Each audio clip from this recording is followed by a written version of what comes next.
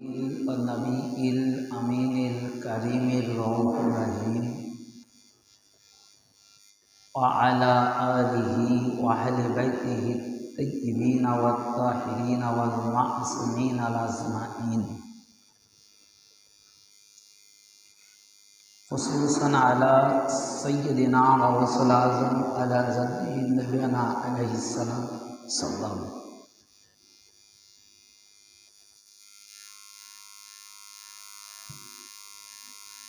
وأعوذ بالله من الشيطان الرجيم بسم الله الرحمن الرحيم مرج البحرين يلتقيان بينهما برزخ لا يبغيان فبأي آلاء ربكما تكذبان يخرج منهما اللؤلؤ والمرجان صدق الله العظيم وصدق الله ورسوله النبي الكريم। মুআজ্জাজ সামিঈন কিরাম, আমি সর্বপ্রথম মহান আমার আকা মাওলা হুজুর পাক কিবলা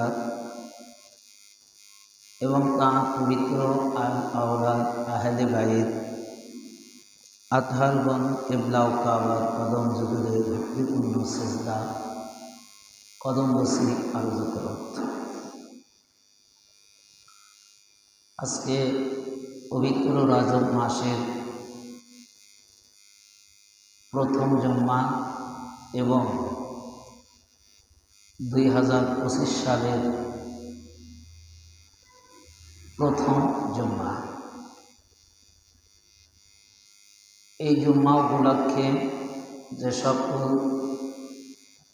মুসল্লি কেরাম আজকের এই জুম্মার নামাজ পড়ার নিমিত্তে হাজির হয়েছেন, খাস করে আমার সকল পীর ভাই বোনেরা এবং অত্র কমিটির সভাপতি সেক্রেটারি সহ সকল সদস্যবৃন্দ, এই কমিটির সাথে যারা সম্পৃক্ততা রেখে সার্বিকভাবে অত্র প্রতিষ্ঠানটির সহযোগিতা পরিচালনা করে আসিতেছেন, তাদের সবার প্রতি লাইভ টেলিকাস্টের মাধ্যমে যে সকল শ্রোতাবিন্দুদের বিদেশ দূরপ্রান্ত বাইরে থেকে আজকের এই আলোচনা শ্রবণ করবেন, সবার প্রতি রইল আমার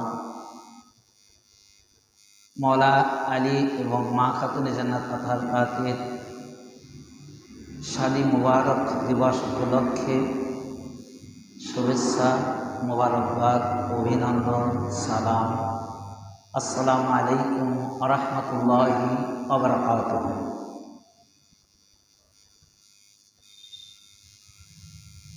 রজব মাসের গুরুত্বপূর্ণ তাৎপর্য আজকে 2রা রজব। এই মাসের পহেলা তারিখে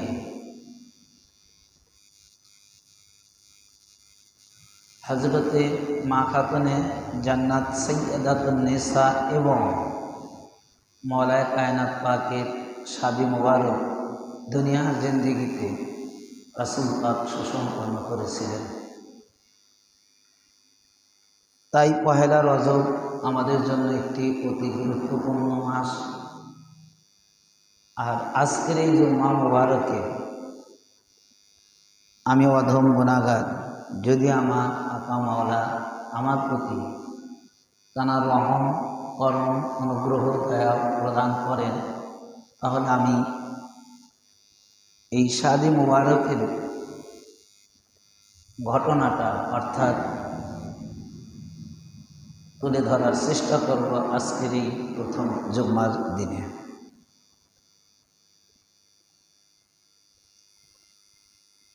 মা খাতুনে জান্নাত আতহার পাকের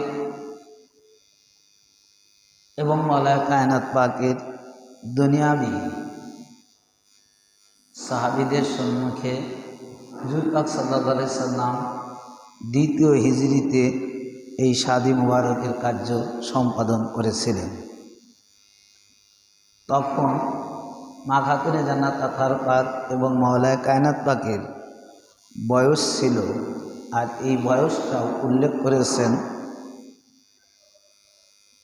মক্কা শরীফের ইমাম ইবনে হাজার মাক্কি আস-সাওয়াইকুল মুহরিকা কিতাবে 373 পৃষ্ঠা এবং আব্দুল হক মুহাদ্দিস দেহলভী তার লেখা কিতাব মুহাইবেলাতুদ দুনিয়া 146 পৃষ্ঠায় তিনি উল্লেখ করেছেন যে সময় মা খাতুনে জান্নাত আতহার পাকের এবং মওলা কায়নাত পাকের বৈবাহিক সম্পর্ক হয়, এটা তানাদের বয়স কত ছিল।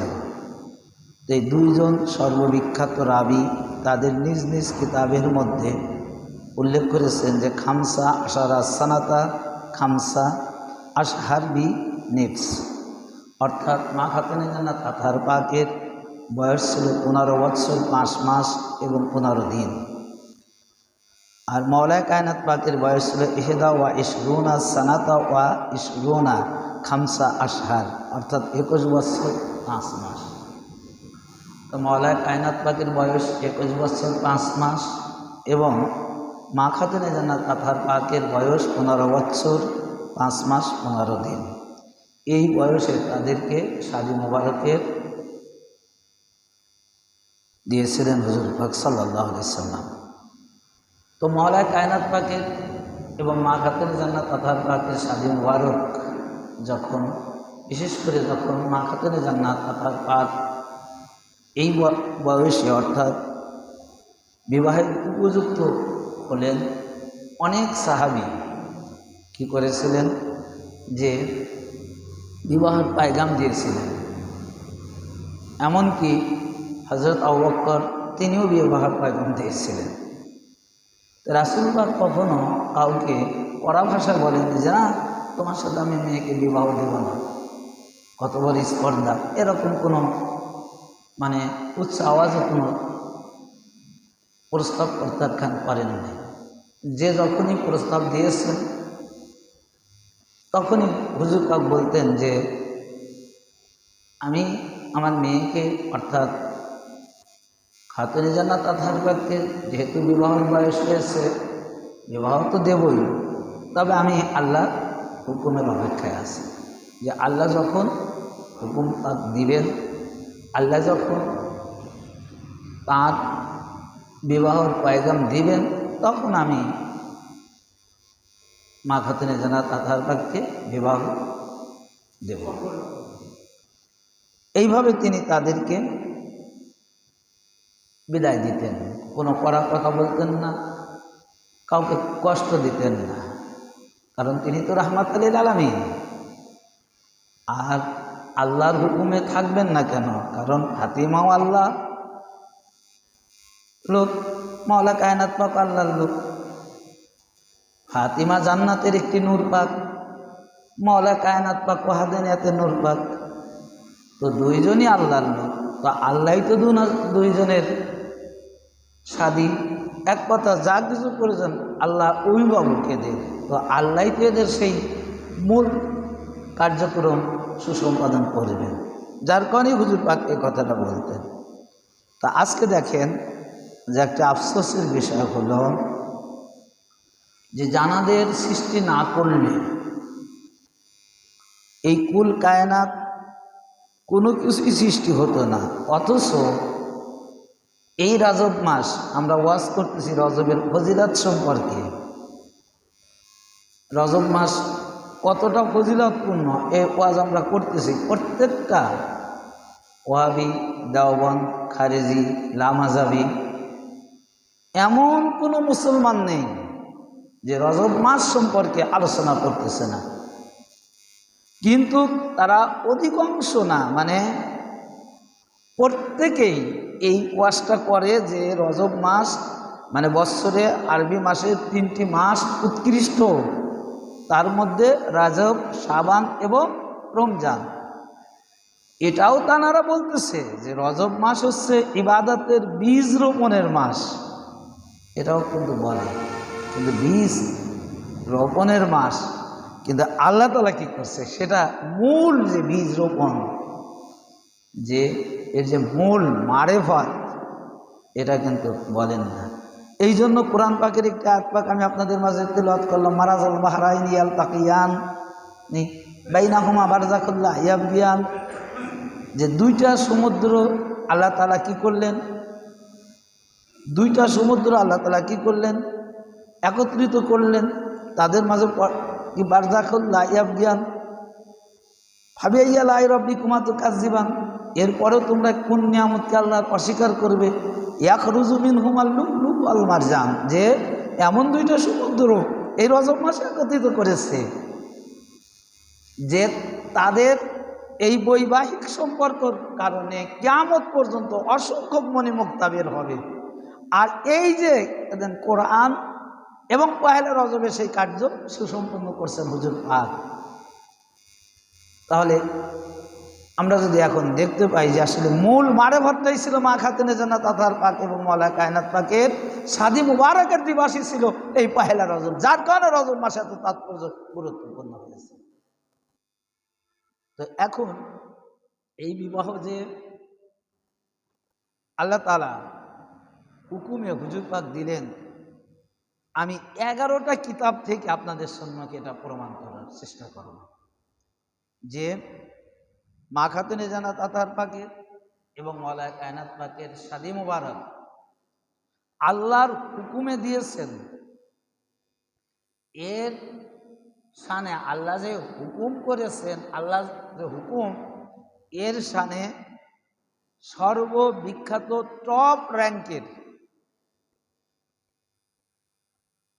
11 জন মুহাদ্দিস এবং মুফাসসির কিরাম তানারা নিজ নিজ কিতাবে হাদিস শরীফ উল্লেখ করেছেন যে মা খাতুনে জান্নাত আতহার পাক এবং মওলা কায়নাত পাকের শাদী মুবারক স্বয়ং রাসূল পাক আল্লাহর হুকুমে দিয়েছেন। তো এর শানে কি বলতেছেন যে প্রথমে ইমাম তাবারানী আল মুজমা আজুল কাবির 10ম খণ্ড 156 পৃষ্ঠা হাদিস নং 10305, আবার ফের একই কিতাব 22তম খণ্ড 407 পৃষ্ঠা হাদিস নং 10020, আবার হাদিস আল্লামা হাইসামি মাজমাউল জাওয়ায়েদ 9ম খণ্ড 204 পৃষ্ঠা, তিনি বলেছেন রাওয়াহু তাবারানী ওয়া রিজালু সেকা। আল্লামা হাইসামি মাজমাউল জাওয়ায়েদের তিনি তো এই ঘটনাটা উল্লেখ করেছেন, এর মধ্যে কোনো সন্দেহ নাই। তিনি আবার বলছেন যে আমি যে হাদিসখানা বর্ণনা করব, এই হাদিসখানা যেমন তেমন হাদিস না, হাজা হাদিসুল রিজালুস সেকা, যে এটা এমন একটা হাদিস যে হাদিসের প্রত্যেকটা রাবি বিশ্বস্ত, মানে এদের করে কোনো সন্দেহের অবকাশ নাই যে আল্লাহ তাআলার হুকুমে মা খাতুনে জান্নাত আতহার পাকের বৈবাহিক সুসম্পন্ন করছেন হুজুর পাক। তো আমি যে হাদিসখানা উল্লেখ করবো, এই হাদিসের মধ্যে আমি যেমন তেমন রাবির হাদিস বর্ণনা করব না, যে রিজালুস সেকা অর্থাৎ সর্ব উৎকৃষ্ট বিশ্বস্ত মানের রাবি দ্বারা আমি কি করব, এই হাদিসখানা উল্লেখ করেছেন তিনি। ইমাম হানাবি আল কাশফুল হাসিস 1ম খণ্ড 470 পৃষ্ঠা, ইমাম হিন্দি কানজুল উম্মাল হাদিস নং 32891 এবং হাদিস নং 32929, একই ইমাম হিন্দি কানজুল উম্মাল 13তম খণ্ডে 381 এবং 682 পৃষ্ঠা হাদিস নং 7753, ইমাম জাওজি তাসকিরাতুল খাওয়াস 273 পৃষ্ঠা, হুসাইনি আল বায়ান ওয়া তারিফ 1ম খণ্ড 174 পৃষ্ঠা হাদিস নং 755, নবম হোসেন মুনাবি আইজুল কাবির 2য় খণ্ড 215 পৃষ্ঠা। এছাড়াও তারিখে বাগদাদ, তার কিতাবে তারিখে বাগদাদির মধ্যে এবং ইবনে হাজার আসাকিব তিনি তার কিতাবের তারিখে দিমাশকাল কাবির, অর্থাৎ এই তারিখে দিমাশকাল কাবির 80 খণ্ডে লেখা, এক খণ্ডে না, মানে এত বড় একটি কিতাব যে এই তারিখের দিমাশকাল কাবির 80টা খণ্ডে লিখছেন। তার মধ্যে তিনি কততম খণ্ডে উল্লেখ করেছেন, এই কিতাবের মধ্যে তিনি মা খাতুনে জান্নাত আতহার পাকের বিবাহ আল্লাহর হুকুমে দিয়েছেন সেটা তিনি এই কিতাবের মধ্যে উল্লেখ করেছেন। তো এখন হলো হাদিস খান কি, যে হাদিস খানার রাবি তিনজন, যে মা খাতুনে জান্নাত আতাহার পাক এবং মাওলানা কায়নাত পাকের শাদী মুবারক, যে আল্লাহ তাআলা হুকুমে হলো এই হাদিস খানা এতগুলোর এত মুহাদ্দিস কিরামের কিতাব থেকে হাদিস আমি বর্ণনা করছি, উদ্ধৃতি দিছি। তো এই হাদিস খানা রাবি তিনজন, হযরত আব্দুল্লাহ ইবনে মাসউদ রাদিয়াল্লাহু তাআলা আনহু যিনি কাতিব ওহী ছিলেন, হযরত আব্দুল্লাহ ইবনে বুরাইদা রাদিয়াল্লাহু তাআলা আনহু এবং হুজুর পাকের একজন বিশ্বস্ত খাদেম হযরতে আনাস বিন মালিক রাদিয়াল্লাহু তাআলা আনহু। অর্থাৎ খাদেম যারা, তারা কত বড় কাছের লোক হতে পারে। হুজুর পাক ওযু করছে, ওযুর পানি দিচ্ছে। হুজুর পাক নামাজ পড়ছে, যায় নামাজ আগায় দিচ্ছে। হুজুর পাক পানি পান করবে, পানির গিলাস আগায় দিচ্ছে। এক কথা, খাদেম যিনি থাকেন তারা হুজুর পাকের ঘরের লোকের সাথে একাকার হয়ে থাকেন, বিশ্বস্ত হয়ে যায় এবং খাদেমের কাছে অনেক গোপনীয় কথা বলে থাকেন। এই হাদিসের রাবি তিনজন, একজন যে হুজুর পাকের খাদেম অর্থাৎ আনাস বিন মালিক রাদিয়াল্লাহু তাআলা আনহু। কিন্তু আমি এখানে যে হাদিস খানা উল্লেখ করবো, এই হাদিস খানা হচ্ছে হযরত আব্দুল্লাহ ইবনে মাসউদ রাদিয়াল্লাহু তাআলা আনহু, তিনি বর্ণনা করেছেন আন আব্দুল্লাহ ইবনে মাসউদ রাদিয়াল্লাহু তাআলা আন রাসূলুল্লাহ সাল্লাল্লাহু আলাইহি সাল্লাম قال ইন্নাল্লাহা আমারানি আন আজাব বিজ্জার হাতিমা তামিন আলী ইন আলাইহিস সালাতু ওয়াস সালাম। যে দেখেন এখানে এই হাদিস খানার প্রথম যে ইন্না তাগিদের শব্দ ব্যবহার করেছে, যে ইন্নাল্লাহ নিশ্চয়ই আল্লাহ তাআলা, নিশ্চয়ই আল্লাহ তাআলা কি করতেছেন, যে ইন্নাল্লাহ আমারানি আমাকে নির্দেশ দিলেন। কাকে? রাসূল পাক বলতেছেন যে নিশ্চয়ই আল্লাহ তাআলা আমাকে নির্দেশ প্রদান করলেন কি, যে আন আজাব বিজ্জার ফাতিমা মিন আলী ইন আলাইহিস সালাম, অর্থাৎ আমি যেন মাওলা আলী আলাইহিস সালাম এবং মা খাতুনে জান্নাত আতাহার পাকের শাদী মুবারক দিয়ে দিই। তা আল্লাহ তাআলা কি হুকুম করলেন, কি নির্দেশ করলেন, যে 10 জন কি বলে 11 জন সর্ববিখ্যাত উৎকৃষ্ট রাবী, তানারা তাদের নিজ নিজ কিতাব থেকে হাদিস খানা বর্ণনা করেছেন এবং হাদিসের রাবী হযরতে আব্দুল্লাহ ইবনে মাসউদ এবং রাসূল পাকের খাদেম হযরতে আনাস বিন মালিক, তানারা বলতেছেন যে আল্লাহ তাআলা হুজুর পাককে ফাতিমা এবং মাওলানা কায়নাত পাকের শাদী মুবারকের জন্য কি করলেন, যে নির্দেশ প্রদান করলেন। আমারানি, যে নির্দেশ প্রদান করলেন যে ইয়া রাসূলুল্লাহ, ইয়া হাবিবাল্লাহ, আপনি কি করেন মাওলানা কায়নাত পাকের জন্য এবং মা খাতুনে জান্নাত আতাহার পাক এই দুইজনের কি আপনি শাদী মুবারকের কাজ আপনি দুনিয়ার জিন্দেগিতে সুসম্পন্ন করে দিন। কি প্রস্তাব দিচ্ছে যে মাওলানা কায়নাত পাক আমার ঘরের সন্তান, আল্লাহওয়ালা, আর ফাতিমা জোহরা আপনার কলিজার টুকরা, আপনার ঘরের কন্যা। তো এদের তো আর যেমন তেমন লোকের সাথে বিবাহ হবে না, এদেরকে বিবাহ ওই লোকের সাথেই হবে যার সাথে যার কি হবে, মিল খাবে, সম্মান মানে স্ট্যাটাস যেটাকে আমরা বলি বজায় রাখবে। তো এই স্ট্যাটাস একমাত্র বজায় থাকবে মা খাতুনে জান্নাত আতাহার পাক এবং মাওলানা কায়নাত পাকের সাথে এনাদের দুজনকে শাদী মুবারক দিলে।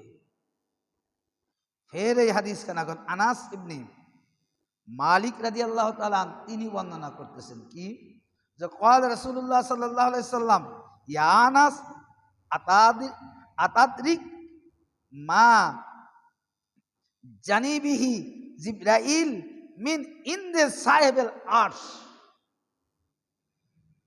অর্থাৎ যে দেখেন যে ওই যে আমি এর আগেই বললাম যে যারা খাদেম থাকে, যারা হুজুর পাকের সহসা যে সবসময় থাকেন, তাদের সাথে তো অনেক সময় ঘরের কথা নিজের কথা শেয়ার করে।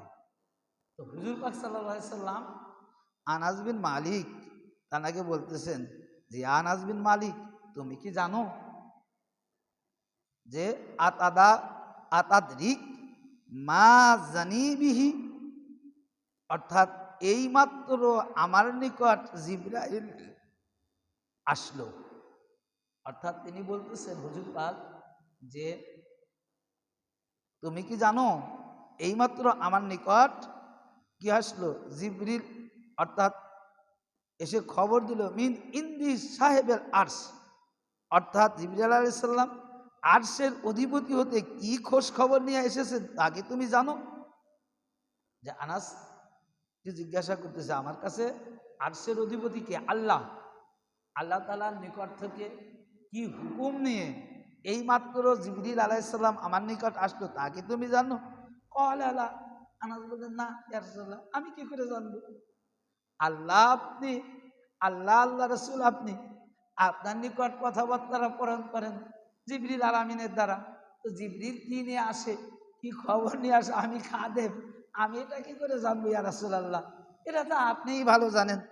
তো ক্বালা রাসূলুল্লাহ সাল্লাল্লাহু আলাইহি সাল্লাম ইন্নাল্লাহা আমারানি আন আজাব বিজ্জার ফাতিমা মিন আলী আলাইহিস সালাতু ওয়াস সালাম, যে হযরতে রাসূল পাক সাল্লাল্লাহু আলাইহি সাল্লাম বলতেছেন যে হে আনাস, তুমি জেনে রাখো, শুনে রাখো যে এইমাত্র আরশের অধিপতির তরফ থেকে হযরতে জিবরিল আমিন আমার নিকট এই খবর নিয়ে আসলেন যে আমাকে নির্দেশ প্রদান করলেন আমি যেন ফাতিমা এবং মাওলা আলীকে এই দুনিয়ার জিন্দেগিতে তাদের দুইজনকে শাদী মুবারকের সুব্যবস্থা করে দিই।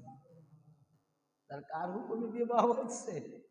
আজকে রজব মাসের 2 তারিখ, রজবের ফজিলত বর্ণনা হচ্ছে প্রত্যেকটা মসজিদে, কিন্তু বীজ রোপণ কোথা থেকে আসলো, এই মাসের মর্যাদা কোথা থেকে আসলো, এটা কোনো মসজিদেই আজ আলোচনা নেই। যে রোজা রাখো, নামাজ পড়ো, নফল করো, রজব মাসে ইবাদত করলে সওয়াব পাবে। আরে এই রজব মাস বীজ রোপণের মাস, এটা মাওলায়ে কায়নাত পাক এবং মা খাতুনে জান্নাত আতহার পাকের শাদী মোবারক এই মাসের 1ম তারিখে হয়েছে বিদায় এই মাসটা ইবাদতের জন্য সর্বোৎকৃষ্ট মাস এবং সর্বশ্রেষ্ঠ বীজ রোপণের মাস হয়েছে। এই মাসের কোনো মর্যাদাই হতো না, এই মাসের কোনো মর্যাদাই থাকতো না, কারণ যে যেমন তেমন বীজ রোপণ না, যে তাদের যে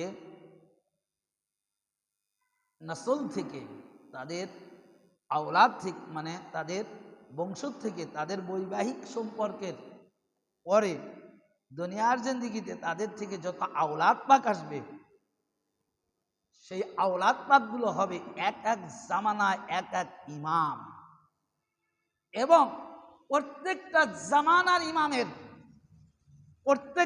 জামানার ইমামের কি থাকবে, প্রত্যেকটা জামানার ইমামের দুরূদ শরীফ তাজকিরা এই নামাজের মধ্যে থাকবে। আরে নফল নামাজ পড়বে, রাত্রে সারা রাত ইবাদত করবে, কার উপর দুরূদ পাঠ করবে, কার প্রশংসা করবে? মাওলা কায়নাত পাক এবং মা খাতুনে জান্নাত আতহার পাকের সন্তানদের উপর দুরূদ শরীফ পাঠ করবে। আর এই সন্তান দুনিয়ার আসার সুব্যবস্থা পহেলা রজব মুবারক।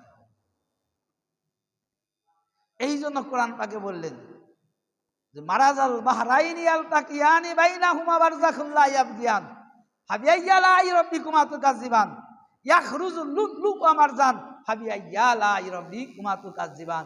আল্লাহ বলতেছেন যে তোমরা জেনে আমার কোন নিয়ামতকে অস্বীকার করবে।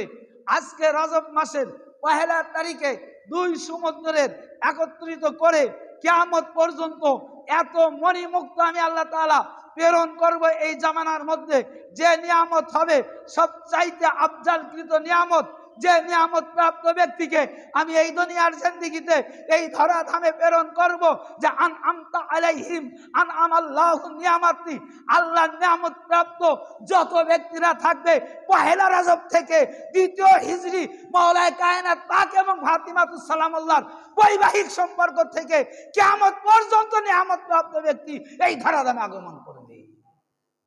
অথচ তাদের চিনি না, তাদের জানি না, তাদের বুঝি না।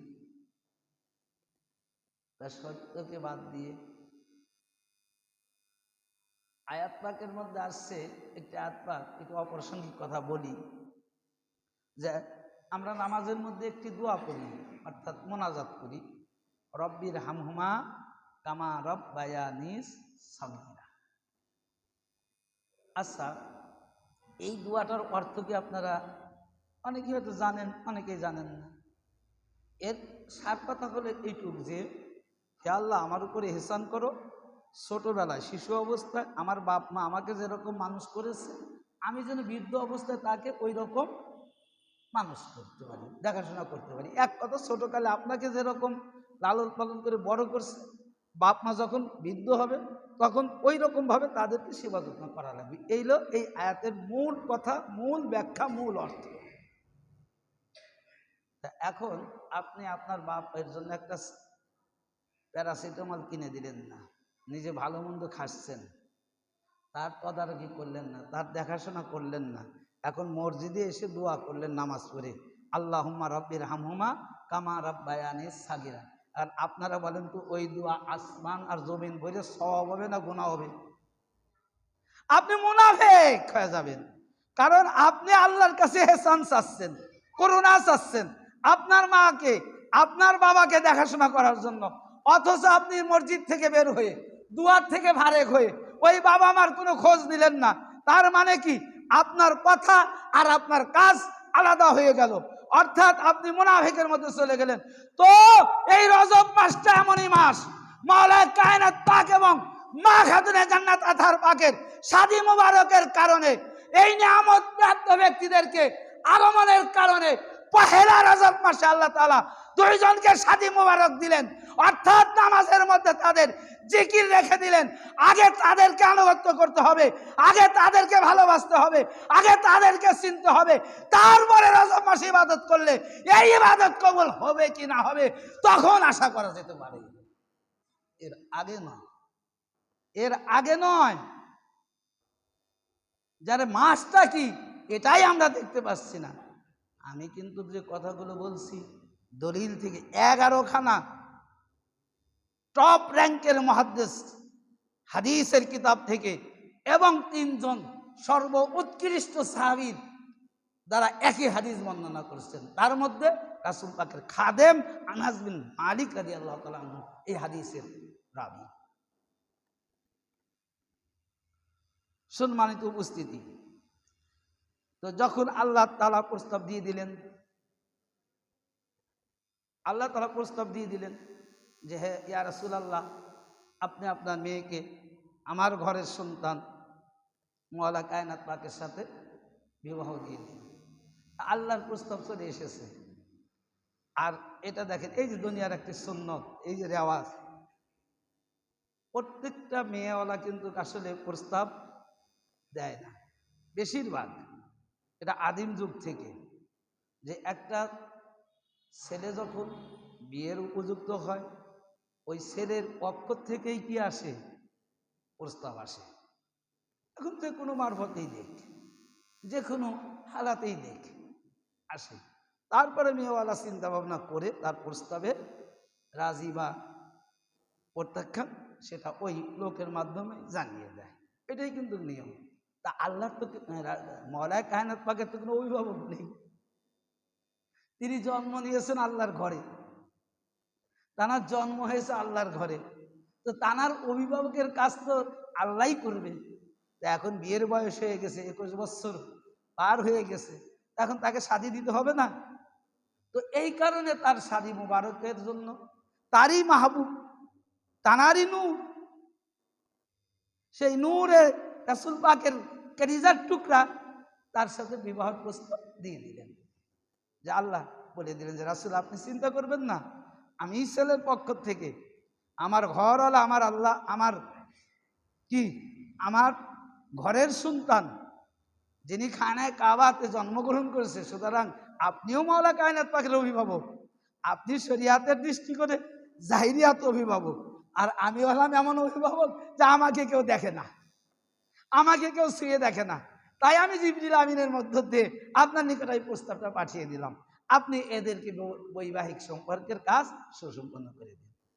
তো তখন যখন প্রস্তাব চলে আসলো, তো প্রস্তাব আসার পরে হুজুর পাক কিন্তু কোনো তাড়াহুড়া করলেন না। দেখেন আল্লাহ প্রস্তাব দিয়ে দিয়েছে, তো হুজুর পাক কি করলেন, এই যে সুন্নাতে রাসূল, যে বিবাহ কেমন করে দিতে হবে এটা অভিভাবকদের একটা উত্তম শিক্ষা রয়েছে এই ঘটনার মধ্যে। যে তখন তিনি মা খাতুনে জান্নাত আতহার পাকের নিকট গেলেন। কে? হুজুর পাক। কারণ আল্লাহ তো হুকুম দিয়েছেই, আল্লাহ তো হুকুম দিয়েছে। তো এখন তাকে জানাতে হবে না তিনি রাজি আছে কিনা, তার কোনো ইচ্ছা আছে কিনা, যেহেতু বয়সে উপনীত হয়ে গেছে। তো এখন এই জন্য আমাদের উচিত অভিভাবকদের যে যখন কোনো মেয়ে বা ছেলেকে যখন আমরা বিবাহ দেব, তখন তার মতামতটা আমাদের জানার দরকার। জোর করে চাপিয়ে দেওয়াটা ঠিক না, কারণ আল্লাহর তরফ থেকেই সব কিছু হচ্ছে। তারপরে আবার জাহিরি হালাতে হুজুর পাকে যাবার কি দরকার? হুজুর পাক যেখানে আল্লাহ নির্দেশ দিয়েছেন, ফাতিমা সালামুল্লাহটা কি প্রত্যাখ্যান করবে? কখনো করবে না। কারণ ফাতিমা সালামুল্লাহ তো আল্লাহর নূর, তিনিও তো আল্লাহর অপেক্ষা রয়েছে যে কখন নির্দেশনা আসে। এই জন্য হুজুর পাক কি করলেন, তার উম্মতি মুহাম্মাদিকে শরিয়াতকে শিক্ষা দেওয়ার জন্য উত্তমভাবে শাদী মোবারকের কার্য, যাতে আমরা প্রত্যেকটা কিয়ামত পর্যন্ত যত অভিভাবক আসি, যাতে সুন্নাতে রাসূলের তরিকা অনুযায়ী আমরাও আমাদের সন্তানদেরকে যাতে বৈবাহিক কার্য সুসম্পন্ন করতে পারি। এই জন্য হুজুর পাক কি করলেন, ফাতেমাতুস সালামুল্লাহর কাছে গেলেন এবং প্রস্তাব পাঠালেন। নিজের স্বয়ং বললেন যে ফাতিমা, তোমার বিয়ে তো পায়গাম নিয়ে অনেকেই এসেছিল, তো এইমাত্র জিবরিল আমিন আমার নিকট খবর নিয়ে আসলো, আমি যেন তোমাকে বিবাহটা মওলায়ে কায়নাত পাকের সাথে সুসম্পন্ন করি, এতে তোমার মতটা কি? আল্লাহ তো আমাকে নির্দেশ দিয়েছে, তো এটা তোমার মতটা কি? তখন মা খাতুনে জান্নাত আতহার পাক লজ্জায় লাল হয়ে নিচু হয়ে গেলেন। লজ্জায় লাল হয়ে নিচু হয়ে গেলেন। লজ্জায় যখন নিচু হয়ে গেলেন, যখন হা না কোনো উত্তর দিলেন না, একেবারে চুপ থাকলেন, তখন রাসূল পাক বুঝে নিলেন চুপ থাকাই রাজির লক্ষণ। অতবার তিনি কি করলেন, মওলায়ে কায়নাত পাকের কাছে গিয়ে একই খোঁজ খবর দিলেন যে হে আলী, তুমি তো বিয়ের উপযুক্ত হয়েছো, তা আল্লাহর তরফ থেকে, আল্লাহর পক্ষ থেকে কি করেছে তোমার এবং খাতুনে জান্নাত আতহার পাকের বিয়ে দেওয়ার নির্দেশ এইমাত্র আল্লাহ তাআলা আমার উপর জিবরিল আলাইহিস সালামের মাধ্যমে প্রদান করলেন। তো এখন তোমার মতটা কি? ঠিক মওলায়ে কায়নাত পাকও লজ্জায় নিচু হয়ে গেলেন, কোনো কথা জবাব দিলেন না, তিনিও চুপ রয়ে গেলেন। তো হুজুর পাক সাল্লাল্লাহু আলাইহি সাল্লাম তখন বুঝলেন যে তাহলে মওলায়ে কায়নাত পাকও রাজি আছে। আর রাজি থাকবে না কেন? না থাকার তো কিছু নেই। এই দুনিয়ার মধ্যে হাজার হাজার নবী রাসূল এসেছে, হাজার হাজার নবী রাসূলের সন্তান কন্যারা দুনিয়াতে এসেছেন, এবং রাসূল নবীদের পরে কিয়ামত পর্যন্ত হাজার হাজার আল্লাহওয়ালারা, আল্লাহর ওলিরা, মহিলা পুরুষ সকল প্রকারের ওলিরা এই দুনিয়ার জিন্দেগিতে আগমন করবে, করেছে। কারো বৈবাহিক সম্পর্ক আল্লাহর তরফ থেকে প্রস্তাব আসেনি, আর আসবেও না। শুধু মা খাতুনে জান্নাত আতহার পাক এবং মওলায়ে কায়নাত পাকের এই দুইজনেরই শাদী মোবারকের প্রস্তাব স্বয়ং আল্লাহর তরফ থেকে এসেছে। তাহলে এর সে খোঁজ খবরে আর হতে পারে? হতে পারে না।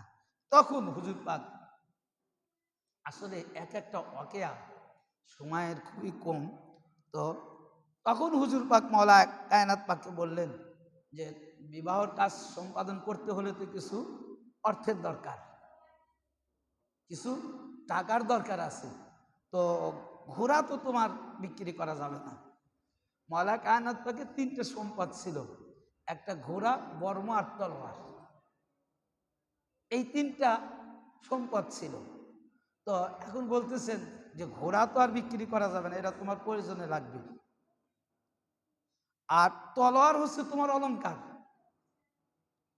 তলোয়ার কি? তোমার অলংকার, অর্থাৎ লা ফাতা ইল্লা আলী, লা সাইফিল্লা ইল্লা আলী জুলফিকার, অর্থাৎ এমন কোন যুদ্ধ নাই যে যুদ্ধে তুমি সারা বিজয় লাভ হয়েছে।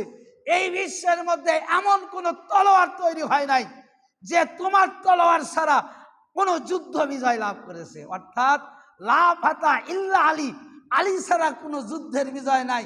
লা ফাতা ইল্লা সাইফিল জুলফিকার, অর্থাৎ হে আলী তোমার তলোয়ার ছাড়া কোন যুদ্ধ বিজয় লাভ হয়নি।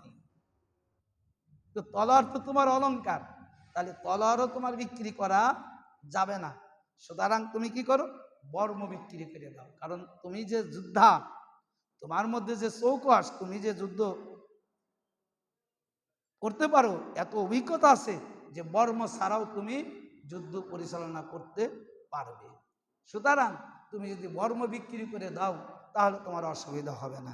তখন মওলানা কায়নাত পাক বর্ম 480 দিরহাম বিক্রি করে কার কাছে দিবে? হুজুর পাকের কাছে দিয়ে দিলেন। কারণ অভিভাবক তো হুজুর পাক, জাহিরিয়া তো অভিভাবক, কারণ মওলানা কায়নাত পাকের তো কেউ নেই। তখন তিনি বর্ম বিক্রি করে হুজুর পাক সাল্লাল্লাহু আলাইহি সাল্লামের কাছে দিলেন। এবং তারপরে হুজুর পাক কি করলেন, পর্যায়ক্রমে যে বৈবাহিক সম্পর্ক ইনশাআল্লাহ আগামী দিনে যদি সুযোগ পাই আমি অদম গুনাহগার আলোচনা করার চেষ্টা করব। কারণ আসলে এটা এমন একটি ইম্পর্টেন্ট বিষয় যে এগুলো আমাদের জানার দরকার আছে, বোঝার দরকার আছে। তো আজকে আমি যে কিতাবগুলো থেকে এই যে মা খাতুনে জান্নাত আতহার পাকের যে শাদী মুবারক এর ঘটনাটা, এটা কিন্তু আমাদের লেখা কোনো কিতাব থেকে উদ্ধৃতি দেই নাই। কারণ আমাদের পীর ভাইদের কোনো দলিল লাগবে না। এটা আমরা শুধু এই জন্য দেই যে ওয়াহাবিদের জন্য, খারিজদের জন্য, কওমি যারা মানে না তাদের জন্য, আর তাদের কিতাব থেকে এই দলিলগুলো দেওয়া হলো। আল্লাহ রাব্বুল আলামিন আমাদের প্রত্যেকের আহলে বাইত পাক পঞ্চতনা তার পাকের প্রকৃত গোলাম করে তাদের কদম পাকে ধুলিকণা বানিয়েছেন। এই দুনিয়ার জিন্দেগি থেকে শেষ বিদায় নেওয়ার তৌফিক দান করুক। সবাই বলুন আমিন। আমা তৌফিক ইল্লা বিল্লাহ। আসসালামু আলাইকুম ওয়া রাহমাতুল্লাহি ওয়া বারাকাতুহু।